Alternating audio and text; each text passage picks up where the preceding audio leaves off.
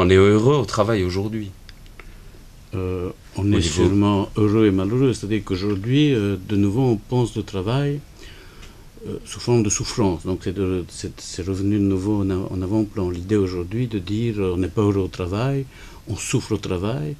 Le travail, l'augmentation du stress, les charges physiques du travail n'ont pas diminué, elles ont même augmenté, mais à ces charges physiques se sont ajoutées des charges psychiques, le travail sous pression.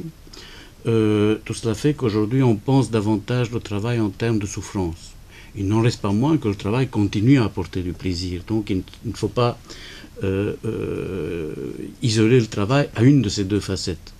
Pendant longtemps, on a présenté le travail comme ne présentant que de l'accomplissement, ce qui était faux, ça causait aussi beaucoup de souffrance. Maintenant, on a plutôt tendance à le présenter sous l'aspect de la souffrance, parce qu'effectivement, cela a augmenté. Ce qui s'est passé, en fait, c'est avec l'augmentation du chômage, la situation mauvaise des chômeurs a pesé sur la condition des travailleurs qui s'est détériorée.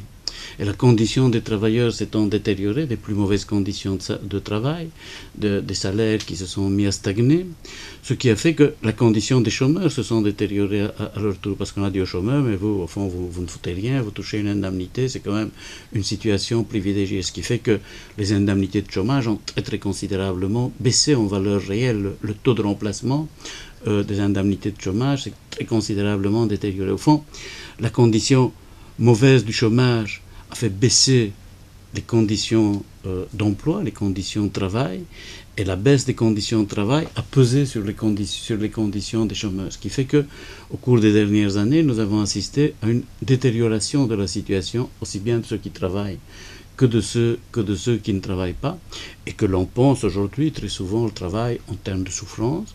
On met en avant notamment les suicides de plus en plus nombreux au milieu de travail, et donc tout cela fait qu'aujourd'hui la question de la souffrance au travail est mise à l'avant-plan. Mais il ne faut pas oublier non plus que le travail n'est pas que souffrance, que le travail permet aussi la réalisation des personnes, et qu'il y a toujours ces deux facettes, cette ambivalence au fond de la notion de travail qui existe. Le travail est à la fois une manière d'exister, une manière de maîtriser ses conditions, mais en même temps c'est un travail contraint, c'est un travail qui ne permet pas la réalisation des personnes. Au fond, aujourd'hui de plus en plus on exige beaucoup de choses des personnes, mais on ne leur donne pas des moyens de réaliser ce que l'on exige d'eux.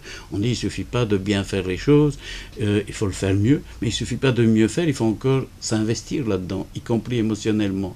En même temps, l'emploi devient de plus en plus précaire, on risque d'être licencié à tout moment, c'est les travailleurs qui payent les prix de cette situation. Comment s'investir dans un milieu alors même qu'on ne donne pas la possibilité aux personnes d'y rester et d'y voir et de se projeter dans l'avenir dans cette situation-là. C'est ces contradictions qui font qu'aujourd'hui les conditions de travail se sont très fortement détériorées, sont devenues beaucoup plus difficiles qu'elles ne l'étaient il y a 10-15 ans.